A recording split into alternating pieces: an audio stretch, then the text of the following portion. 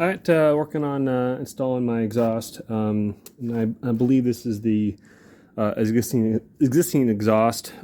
So I just cleaned up a little bit, not a whole lot. I just kind of de-rusted it a little bit. I wiped off all the grime and grease that was on here. And here, this is where I used the de-rust material, and here I didn't. So you can kind of see the difference between the two. And then so I cleaned these out here. This one here is a little rusted around the edges here, but these are the manifold. This is where the little pipe, little donut goes. Okay, so I had to chisel off the other one, and so those fit on there pretty good. And then here's the other one here, and so that donut on there. Okay, and then I've got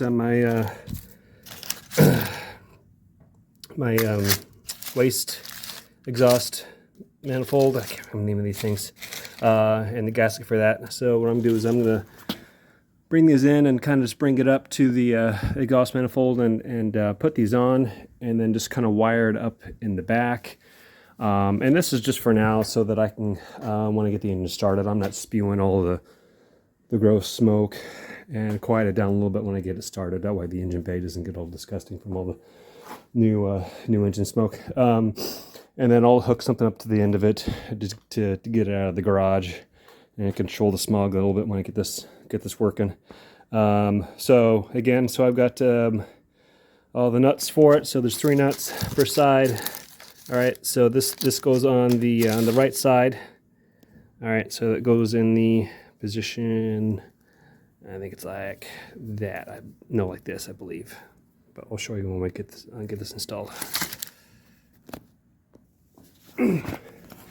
Okay, here we go.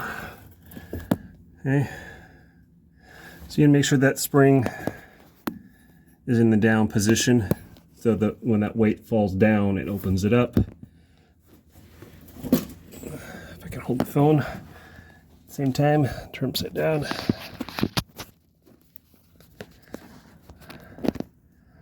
Okay. So warms up, it'll open up. Okay, so the weight goes in the down position. Gasket, shove the sucker on there, and then we'll get the pipe on. And if you're by yourself, like I am most of the time, I just got the tail on a dolly. It helps a little bit. That way I can lift on one side if I need to move it around the other. Alright, got it all tied up. And then also when you go to install the exhaust, your parking brake cable goes underneath it. So when you go to install your exhaust, make sure you take that cable off and then put it back on. And then install, so it goes in front here. Like that. So we can't just slip it on. So what I did was I put a little bit of an angle, installed this in first, and then swiveled it, and then put this end in. All right, and that's it. And then again, this is just temporary until I can get the exhaust in and completed. This is just so I can get the engine started. And that's it.